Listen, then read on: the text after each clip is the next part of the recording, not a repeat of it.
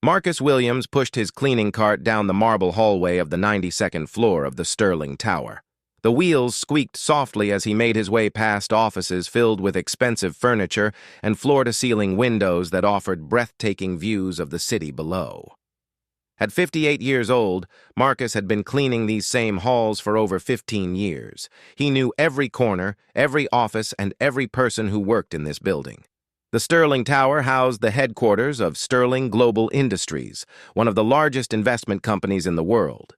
The company managed over $200 billion in assets and had offices in 37 countries. At the top of this empire sat Jonathan Sterling, a 45-year-old billionaire who had built his fortune through smart investments and aggressive business deals. Marcus had seen Sterling many times over the years. The billionaire was always dressed in expensive suits and moved with the confidence of someone who had never known failure. Sterling rarely spoke to the cleaning staff, but he was not unkind. He would nod politely when he passed Marcus in the hallway, and once he had even said thank you when Marcus held an elevator door open for him. This Tuesday morning started like any other. Marcus arrived at work at 6 in the morning, 2 hours before most employees would begin their day. He liked the quiet of the early morning. It gave him time to think as he worked. Marcus had always been observant. Growing up in a tough neighborhood, paying attention to details had kept him safe. Now, that same attention to detail made him excellent at his job. As Marcus cleaned the executive conference room, he could not help but notice the papers scattered across the long mahogany table. There were charts, graphs, and documents with numbers that most people would find confusing. But Marcus was not most people. Before working as a janitor, he had been an accountant for 12 years. He had lost that job during the financial crisis of 2008 when his company went bankrupt. At 51 years old, he had found it nearly impossible to find another accounting job. So he took work as a janitor to pay his bills and support his daughter through college. Marcus never told anyone at Sterling Global about his background in accounting. He was just the janitor who showed up every day, did his job well, and went home without causing any trouble. But his trained eye could still read financial documents, and sometimes he could not help but glance at the papers he found in offices and conference rooms. On this particular morning, as Marcus dusted the conference table, he noticed something strange about the documents spread out before him. They appeared to be related to a major acquisition deal. Sterling Global was apparently about to purchase a technology company called Nextech Solutions for $8 billion. The deal was scheduled to be announced at a press conference later that day. Marcus had learned over the years that Sterling Global was always involved in big deals. The company made money by buying other companies, improving them, and either selling them for a profit or keeping them as part of their growing empire. This deal with Nextech seemed to follow the same pattern. As Marcus continued cleaning, he studied the documents more carefully. His accounting background allowed him to understand the complex financial information. He saw cash flow projections, profit and loss statements, and detailed analysis of Nextech's value. Everything looked normal at first glance. The numbers supported the $8 billion purchase price. But then Marcus noticed something that made him pause. Buried in the middle of a thick financial report was a small table showing Nextech's debt obligations. The company owed money to various creditors, which was normal for most businesses. However, one line item caught his attention. There was a debt listed as contingent environmental liability for $700 million. Marcus frowned as he looked at this number. In accounting, contingent liabilities were potential debts that might become real depending on future events. Environmental liabilities usually related to pollution cleanup costs or damage to natural resources. $700 million was an enormous amount for this type of debt. What troubled Marcus was that this contingent liability did not appear to be included in the main valuation calculations for the acquisition. He flipped through several pages of analysis, and nowhere could he find this $700 million potential debt factored into Nextech's purchase price. It was as if whoever prepared the final deal summary had overlooked this crucial piece of information. Marcus set down his cleaning supplies and looked more carefully at the documents. He found a legal memo dated 3 weeks earlier from Nextech's lawyers. The memo discussed ongoing environmental investigations at 3 of Nextech's manufacturing facilities. Government regulators suspected that these facilities had contaminated groundwater with toxic chemicals over several years. If the investigation concluded that Nextech was responsible, the company would be required to pay for extensive cleanup efforts and potentially face additional penalties. The legal memo estimated the total cost could range anywhere from $500 million to over $1 billion, depending on the extent of the contamination and the cleanup methods required. The lawyers recommended that Nextech set aside $700 million as a reasonable estimate for this potential expense. Marcus realized that Sterling Global appeared to be about to pay $8 billion for a company that might face an additional $700 million in cleanup costs. If that happened, the acquisition would be far less profitable than Sterling Global's analysts had calculated. In fact, depending on the final cleanup costs, the deal might actually lose money for Sterling Global. As Marcus thought about this situation, he remembered similar cases from his accounting career. He had seen companies buy other businesses without fully understanding their environmental risks. In some cases, the acquiring companies ended up paying far more than they expected because of cleanup costs they had not anticipated. Sometimes these unexpected expenses were large enough to threaten the financial stability of the entire acquiring company. Marcus looked at his watch. It was 7:30 in the morning. The press conference announcing the Nextech acquisition was scheduled for 10 o'clock. In just 2.5 hours, Sterling Global would publicly commit to this $8 billion deal. Once the announcement was made, it would be very difficult for Sterling Global to back out without facing legal challenges and damage to their reputation. Marcus faced a difficult decision. He was just a janitor, and these documents were not intended for his eyes. He had no official role in Sterling Global's business decisions. If he tried to raise concerns about the acquisition, he risked losing his job. Many people would find it hard to believe that a janitor could understand complex financial documents well enough to spot a mistake that trained analysts had missed. On the other hand, Marcus believed that Sterling Global was about to make a costly error that could harm the company and its thousands of employees. If the environmental cleanup costs were as high as the legal memo suggested, the acquisition could significantly damage Sterling Global's financial position. This might lead to layoffs, reduced benefits for employees, and losses for the company's investors. Marcus thought about his own daughter, who had graduated from college 3 years earlier and now worked as a teacher. He had always taught her to do the right thing, even when it was difficult or risky. He had worked hard to give her a good education and strong moral values. How could he ignore a potential problem this significant just to protect his own job security? As Marcus continued to wrestle with this decision, he heard the elevator doors open down the hallway.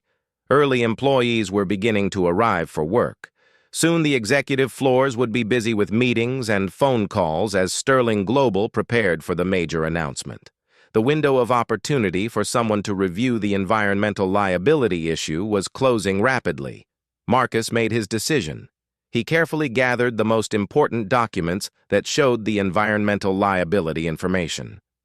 He made sure to arrange the remaining papers on the conference table exactly as he had found them, so no one would know he had examined them closely.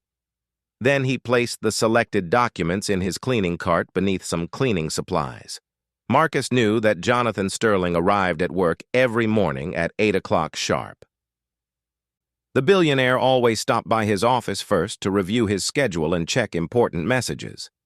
If Marcus was going to speak with Sterling about the Nextech deal, he would need to approach him during this narrow window of time when Sterling was alone in his office. As Marcus headed toward the executive office area, he felt nervous but determined. He had worked as a janitor for 15 years without ever approaching a senior executive about business matters. He was about to risk his job and his reputation on his belief that he had spotted a critical error that could save or destroy a billionaire's empire. The hallway leading to Sterling's office seemed longer than usual as Marcus pushed his cleaning cart forward. His heart was beating faster than normal, and his hands felt slightly shaky. He tried to calm himself by focusing on the facts he had discovered. The environmental liability was clearly documented in Nextech's legal memo.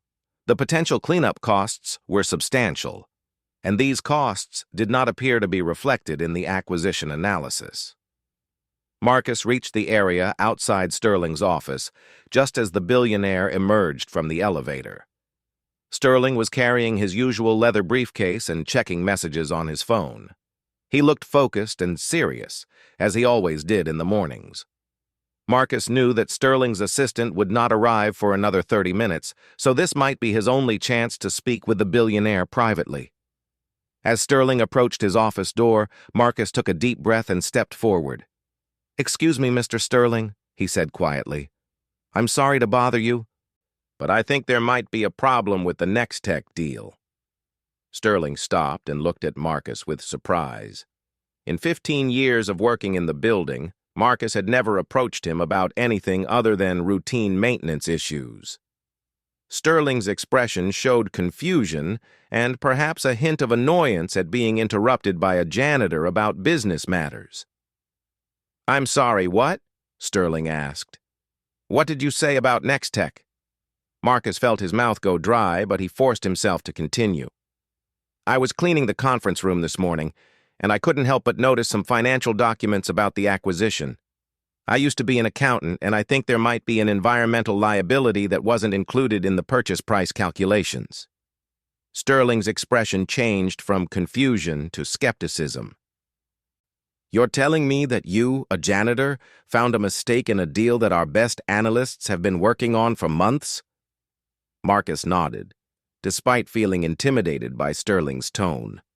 "I know it sounds strange, sir, but there's a legal memo about potential environmental cleanup costs that total $700 million. I don't think this amount was factored into the $8 billion purchase price." Sterling stared at Marcus for a long moment. The billionaire was clearly trying to decide whether to dismiss this information entirely or take it seriously enough to investigate. Marcus held his breath, waiting for Sterling's response, knowing that the next few seconds would determine whether his warning would be heard or ignored. The clock on the wall showed 8:15. The press conference was less than 2 hours away, and the fate of one of the world's largest investment companies might depend on whether a billionaire would listen to a janitor's financial analysis. Jonathan Sterling studied Marcus's face carefully, searching for any sign that this was some kind of joke or misunderstanding. The billionaire had built his fortune by making quick, accurate judgments about people and situations. Something in Marcus's earnest expression and calm demeanor suggested that the janitor was completely serious about his concerns. "Show me," Sterling said finally, his voice neutral but attentive. Marcus felt a wave of relief that Sterling was willing to listen. He reached into his cleaning cart and carefully pulled out the documents he had selected from the conference room. "This legal memo from Nextech's attorneys discusses environmental investigations at their manufacturing facilities," Marcus explained, handing Sterling the papers. "The potential cleanup costs are estimated at $700 million, but I couldn't find where this amount was included in the acquisition analysis." Sterling took the documents and began reading quickly. His expression grew more serious with each paragraph. As someone who had spent 25 years in the investment business, Sterling knew how to read legal memos and financial reports. He could immediately see what Marcus was talking about. "Wait here," Sterling said abruptly, turning toward his office. "Don't go anywhere." Marcus stood in the hallway, feeling exposed and vulnerable. Other employees were beginning to arrive on the executive floor, and several of them looked at him curiously. It was unusual to see a janitor standing outside the CEO's office with a cart full of documents. Marcus tried to look busy by dusting a nearby table, but his attention remained focused on Sterling's office. Inside his office, Sterling was making rapid phone calls. Marcus could hear the billionaire's voice through the door, though he could not make out the specific words. Sterling sounded urgent and demanding, the way he typically spoke when he needed immediate answers to important questions. After 10 minutes that felt like an hour to Marcus, Sterling's door opened. The billionaire emerged with a grim expression on his face. "I need you to come with me," Sterling told Marcus. "We're going to the conference room where you found these documents." As they walked down the hallway together, Sterling explained what he had learned from his phone calls. "I just spoke with David Chen, our lead analyst on the Nextech deal. He confirmed that the environmental liability you identified was mentioned in the initial due diligence report 3 weeks ago. However, the legal team classified it as low probability based on preliminary discussions with Nextech's management." Marcus listened carefully as Sterling continued. "The problem is that our final acquisition analysis was prepared using an earlier version of Nextech's financial statements that didn't include the updated environmental liability estimate. When Nextech's lawyers revised their assessment to $700 million last week, that information apparently wasn't communicated to our analytical team." They reached the conference room where Marcus had made his discovery. Sterling examined the documents spread across the table, quickly locating the specific reports that Marcus had identified. The billionaire's face showed a mixture of anger and concern as he realized the scope of the oversight. "This is exactly the kind of mistake that can destroy a company," Sterling said, more to himself than to Marcus. "We're about to announce an $8 billion acquisition, and we may have miscalculated the target company's liabilities by nearly 10%. Sterling immediately called for an emergency meeting with his senior leadership team. Within 20 minutes, the conference room was filled with some of the most powerful executives in the investment world. There was David Chen, the chief financial officer, a sharp-minded woman in her 40s who had helped structure hundreds of major deals. There was Robert Martinez, the head of legal affairs, whose job was to identify exactly these kinds of risks before they became problems. And there was Sarah Thompson, Sterling Global's chief operating officer, who was responsible for ensuring that all acquisition processes followed proper procedures. Marcus stood awkwardly near the wall, still wearing his janitor's uniform and feeling completely out of place among these executives in their expensive suits. Sterling had asked him to stay for the meeting, but Marcus wasn't sure why his presence was needed now that the problem had been identified. David Chen was the first to speak. "Jonathan, I've reviewed the environmental liability issue that was brought to our attention. The $700 million estimate is indeed substantial, but I want to emphasize that it's still classified as a contingent liability. There's no guarantee that Nextech will actually be required to pay this amount." Robert Martinez nodded in agreement. "The legal memo indicates that the environmental investigation is still ongoing. Government regulators haven't made any final determinations about Nextech's responsibility for the contamination. It's possible that the cleanup costs could be much lower than $700 million, or that other parties might be held responsible." Sarah Thompson looked at her watch nervously. "The press conference is scheduled to begin in 90 minutes. We have reporters from major financial publications, analysts from competing firms, and Nextech's entire executive team waiting for this announcement. If we postpone now, it will raise serious questions about our due diligence process." Sterling listened to his executive's comments, but Marcus could see that the billionaire was not convinced. Sterling had not built his empire by taking unnecessary risks or ignoring potential problems. The possibility of $700 million in unexpected costs was simply too large to dismiss. What would happen if we went through with the acquisition and the environmental cleanup costs turned out to be as high as Nextech's lawyers estimated? Sterling asked. David Chen consulted her notes before responding. "If the cleanup costs reached $700 million, Our projected return on investment for the Nextech acquisition would drop from 18% to approximately 11%. That would still be profitable, but significantly below our standard expectations for deals of this size. And if the cleanup costs exceeded $700 million, Sterling pressed. If costs reached $1 billion, which the legal memo suggests is possible, our return on investment would fall to around 7%. At that level, the acquisition would barely be worthwhile given the risks involved. Marcus listened to this financial discussion with growing concern. Based on his experience as an accountant, he knew that environmental cleanup projects almost always cost more than initial estimates. Government regulations changed frequently.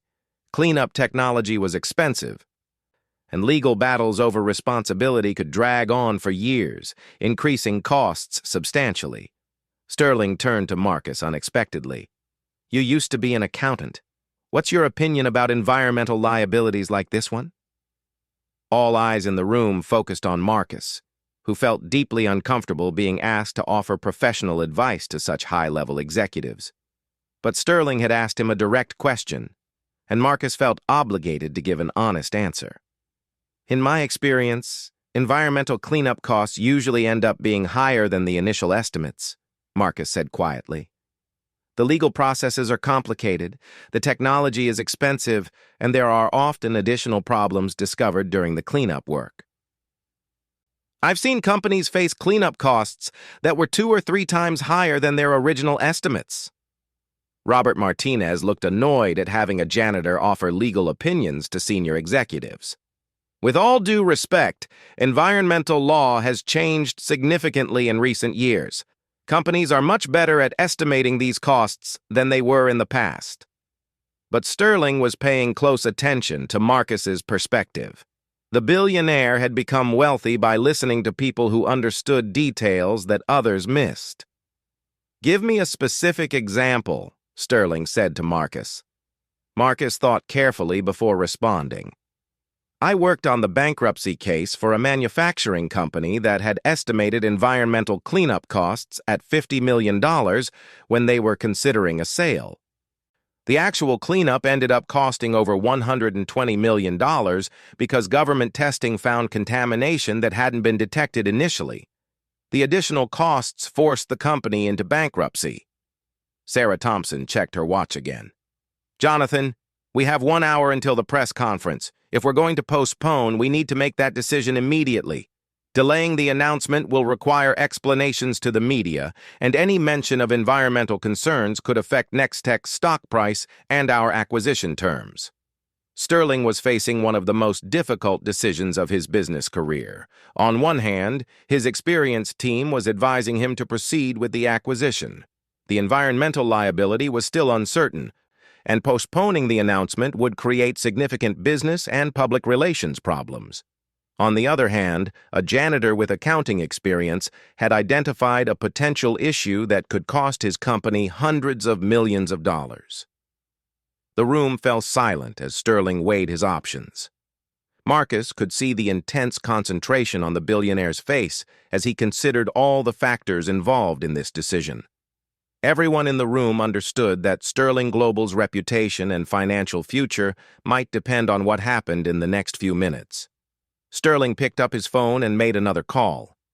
"Get me William Patterson at Nextech immediately," he told his assistant. William Patterson was Nextech's chief executive officer, and the two companies had been negotiating the acquisition terms for several months.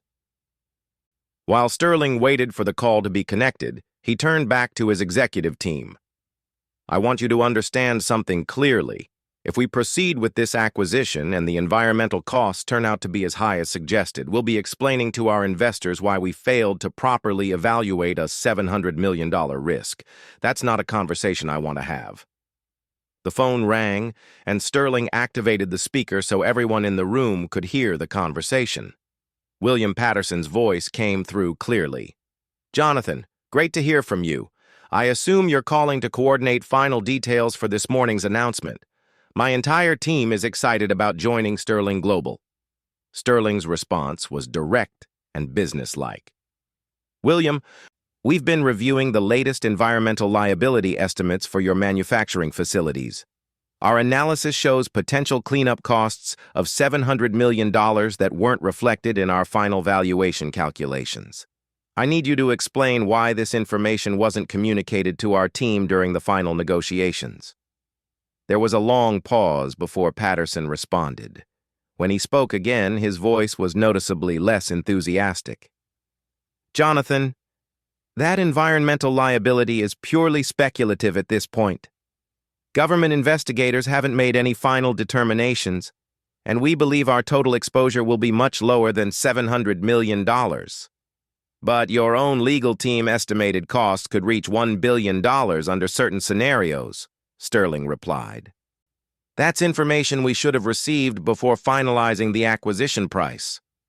Marcus could see the tension building in the room as the phone conversation continued. The Nextech deal represented months of work by dozens of people on both sides. Investment banks had earned millions of dollars in fees preparing the transaction. Legal teams had spent thousands of hours reviewing contracts, and now the entire deal was in jeopardy because of environmental documents that a janitor had found on a conference table. Patterson's voice became more defensive.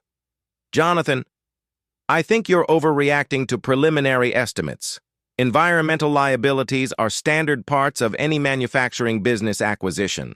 We can discuss adjusting the purchase price slightly if you're concerned, but I don't think this issue justifies delaying our announcement.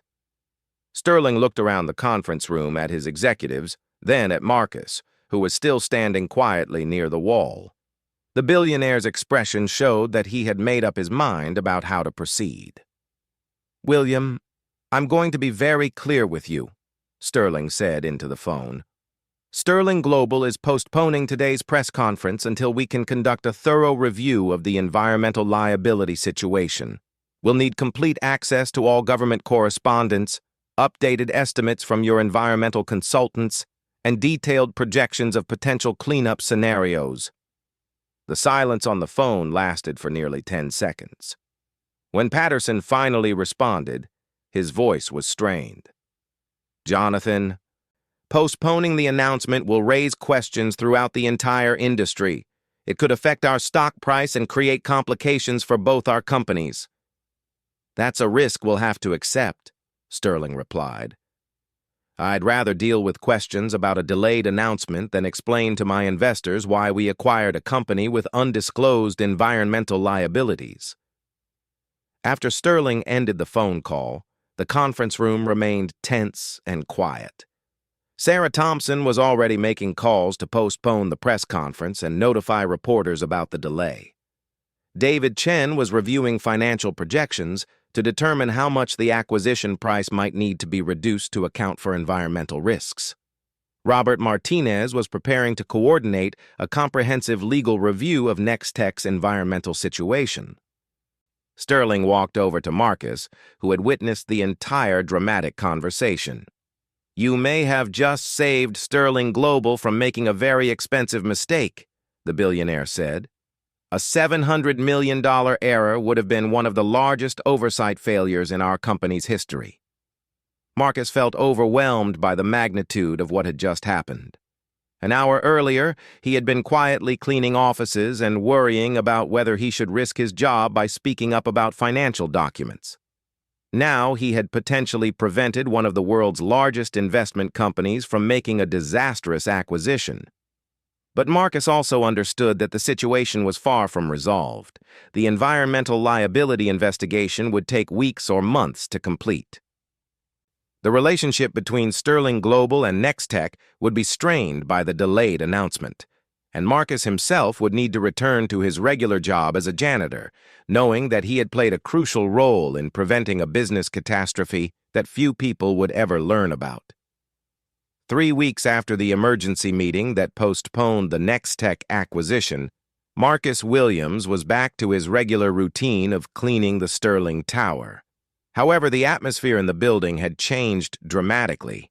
The executive floors buzzed with intense activity as teams of lawyers, accountants, and environmental specialists worked around the clock to investigate the contamination issues at Nextech's facilities. Marcus continued his cleaning duties as usual, but he noticed that several senior executives now greeted him by name when they passed him in the hallways. Word had spread throughout the company's leadership about how a janitor had spotted a critical error that their highly paid analysts had missed. Some people seemed impressed by Marcus's sharp eye for detail, while others appeared uncomfortable with the idea that such an important discovery had come from someone they had previously overlooked. Jonathan Sterling had kept Marcus informed about the investigation's progress through brief conversations during the Billionaire's morning arrivals at the office. The news was not encouraging for the original acquisition plans. Government environmental investigators had expanded their examination of Nextech's facilities after Sterling Global's legal team shared information about the potential liabilities. What they found was worse than even the most pessimistic estimates had suggested. The contamination at Nextech's 3 manufacturing facilities was more extensive and more dangerous than the company's management had realized. Toxic chemicals had leaked into groundwater supplies that served residential neighborhoods near 2 of the plants. Soil contamination extended much farther than initial surveys had indicated, and government regulators were now considering criminal charges against Nextech executives for allegedly hiding information about the environmental damage from local authorities. David Chen, Sterling Global's chief financial officer, had revised her estimates of the cleanup costs 3 times as new information became available. The most recent projection suggested that Nextech could face environmental liabilities of up to $1.4 billion, double the original $700 million estimate that Marcus had found in the legal memo. On a Thursday morning in late October, Sterling called Marcus into the executive conference room for a private meeting. The same room where Marcus had first noticed the environmental liability documents now served as the headquarters for Sterling Global's investigation into the failed acquisition. "Marcus, I wanted to give you a personal update on the Nextech situation," Sterling said as they sat across from each other at the large mahogany table. "Our environmental consultants completed their independent assessment of the contamination yesterday. The cleanup costs are projected to reach between $1.2 and $1.6 billion, depending on the remediation methods required by government regulators." Marcus shook his head in disbelief. "That's more than twice what the legal memo estimated." "Exactly," Sterling confirmed. "If we had proceeded with the original acquisition at $8 billion, Sterling Global would have faced unexpected costs of over $1 billion. That would have been the largest single loss in our company's 40-year history."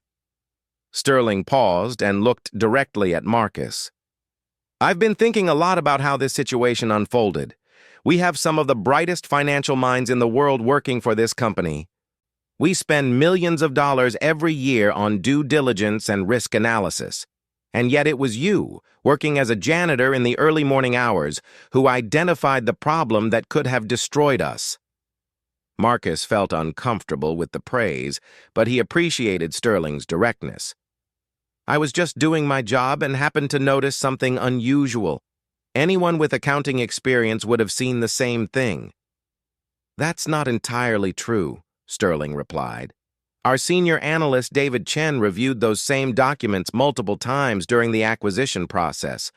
Our legal team examined every page of Nextech's disclosure materials, but they were all focused on completing the deal rather than questioning whether the deal should be completed at all."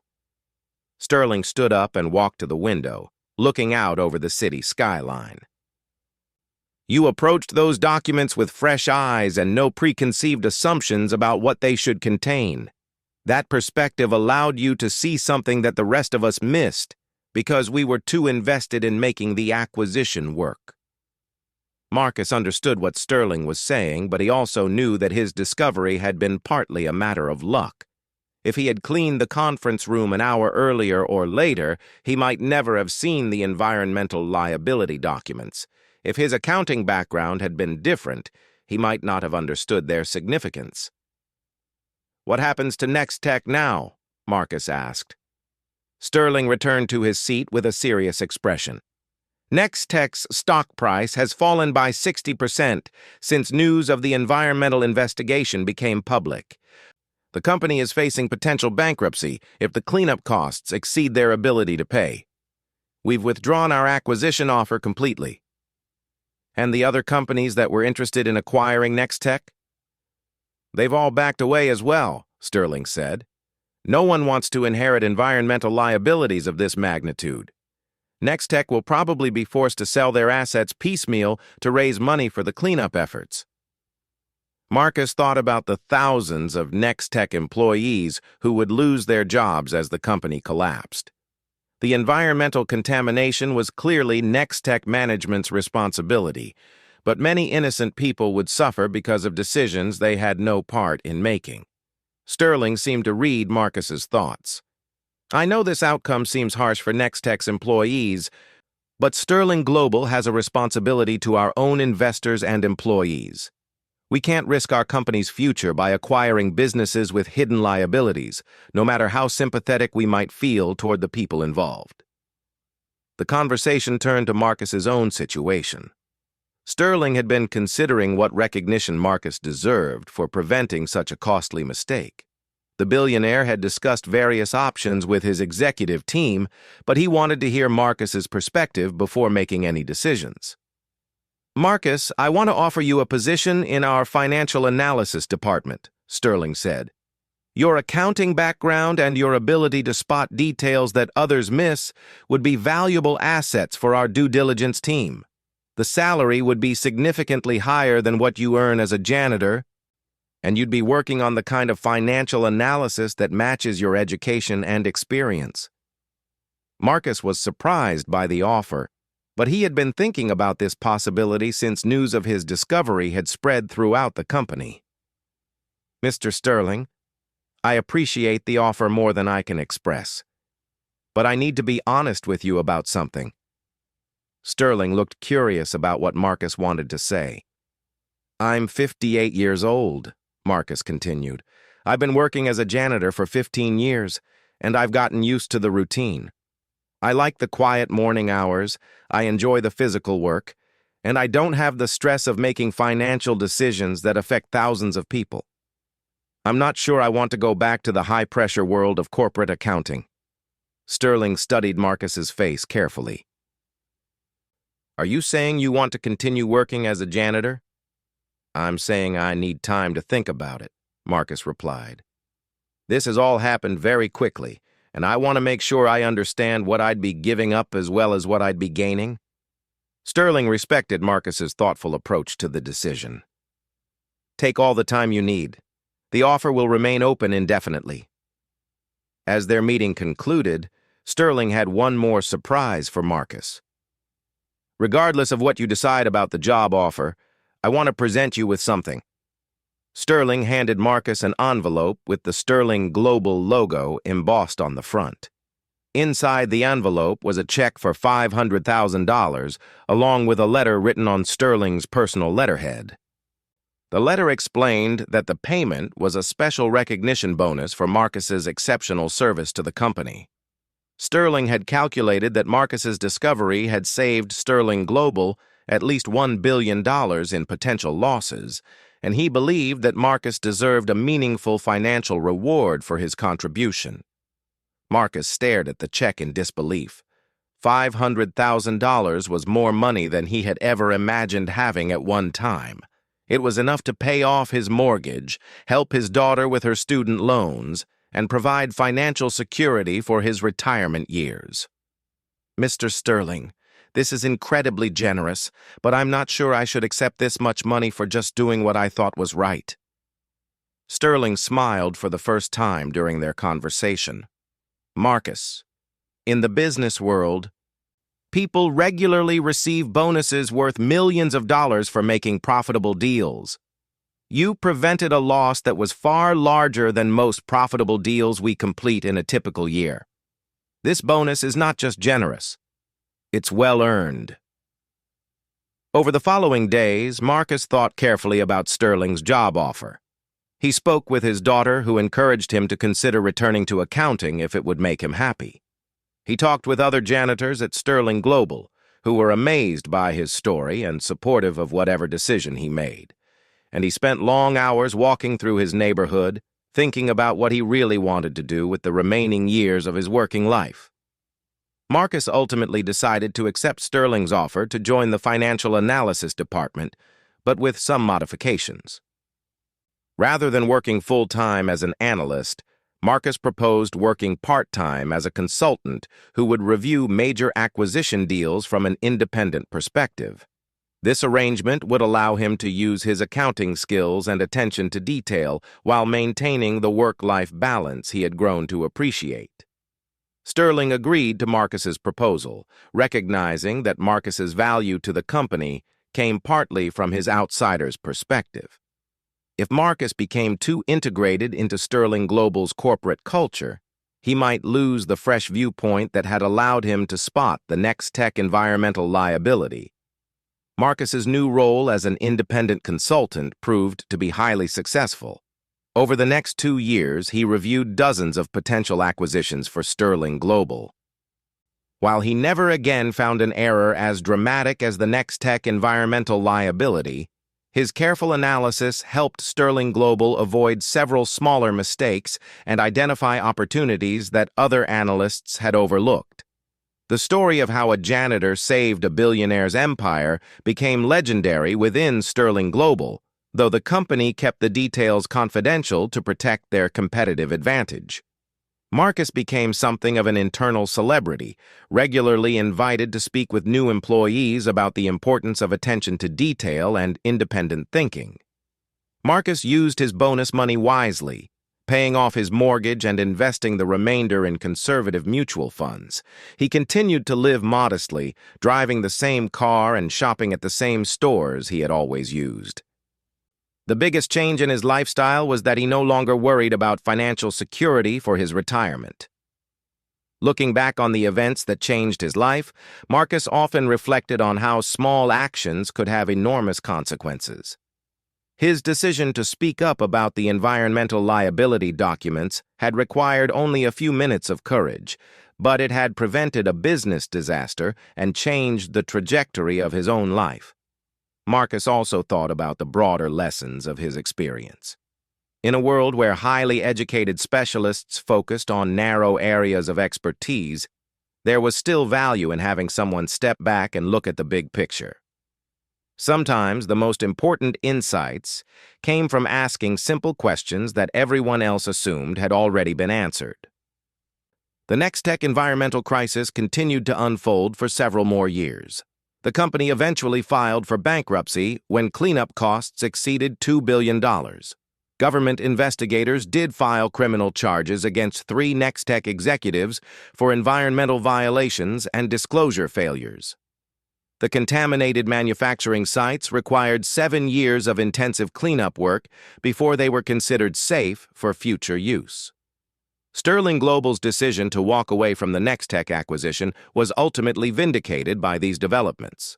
The company's reputation for thorough due diligence was enhanced rather than damaged by their willingness to postpone a major announcement when potential problems were identified. For Marcus Williams, the former janitor who had become an unlikely hero in the corporate world, life settled into a new routine that combined the best aspects of his old and new careers. He continued to wake up early each morning, but now he spent his time reviewing financial documents and preparing analysis reports rather than cleaning offices. He still appreciated quiet, methodical work, but now his attention to detail was recognized and valued by some of the most successful business leaders in the world. Most importantly, Marcus never forgot the lesson that anyone, regardless of their job title or social status, could make a difference by paying attention, thinking carefully, and having the courage to speak up when they noticed something wrong.